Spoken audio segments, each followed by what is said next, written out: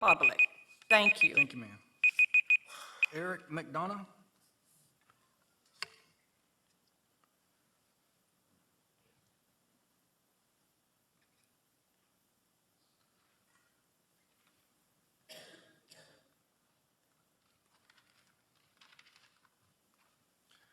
Hello, Mayor, Council. Thank you for the opportunity to speak here tonight. I didn't really prepare a statement, but I had a couple of points that I would like to address. First, Rosemary Brackett is the senior citizen who came here several months ago and provided you evidence where Officer Merguido had falsified his police report and falsely accused her of urinating and soiling herself, as well as accusing her of having bloodshot, watery eyes, when other officers took pictures that prove this is a flat lie. With the body cams, I am in support myself of body cams. I think we should have body cams. I think anything we can do to increase the accountability of our public servants is a wonderful thing.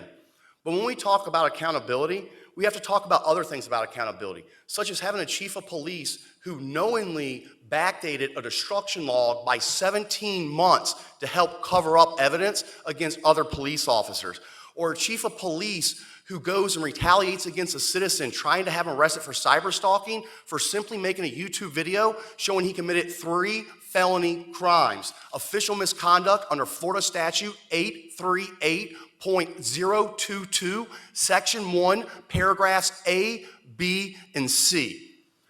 I would also like to talk about the nepotism policy that the City of Homestead has. The City of Homestead's nepotism policy forbids any two relatives from working for the same agency and department and defines relatives to include father, son, mother, daughter, cousin, aunt, uncle, and even goes into in-laws.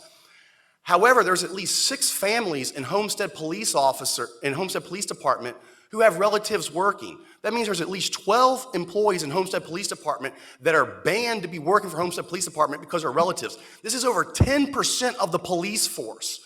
And you wonder why these people are upset about the lack of accountability. You can't even follow your own policy. And I'd also like to address the knowing and willful illegal violations of the public records law being made by not only city employees, but also by the law firm of Weiss Sirota. Hopefully you guys might want to check this out and get something together before we start filing criminal complaints. The last point I'd like to hit off with is Mr. Maldonado. You know, I'd appreciate it if you got something to say to me. You can come say it in my face, and you don't have to talk about me behind my back in public to other people. And I really appreciate that. And I hope you didn't get in trouble for. Thank you. Thank you. You asked me to leave? What did I do? What did I do? Can I ask what I did? Fernando Morales? Fernando?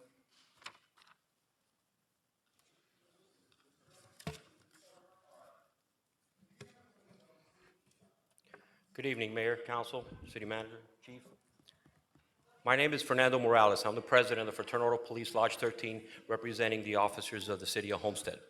For the past several months, we have been hearing from the Foster family and Kim Hill in regards to their version of the incidents that have occurred in the City of Homestead, versions of distorted truth for their cause, a constant bashing of the mayor, council, city manager, our chief of the police, and especially Officer Green. The Foster family wants you to believe that Officer Green is a monster as they describe him. It's time that we say enough is enough and stand with Officer Green, our chief, and our elected officials. They call persons such as Anthony Zenotti and Stephen Poole as victims of Officer Green and the Homestead Police Department. The facts are that Zenotti, who was a convicted murderer who was in the process of repeatedly stabbing a mother and her 11-year-old child when Officer Green arrived on the scene and was forced to shoot Zenotti, heroically saving 2 lives that day. Stephen Poole, who was possessing a firearm and drugs while on probation, shot at Homestead police officers when Officer Green was forced to shoot at Poole.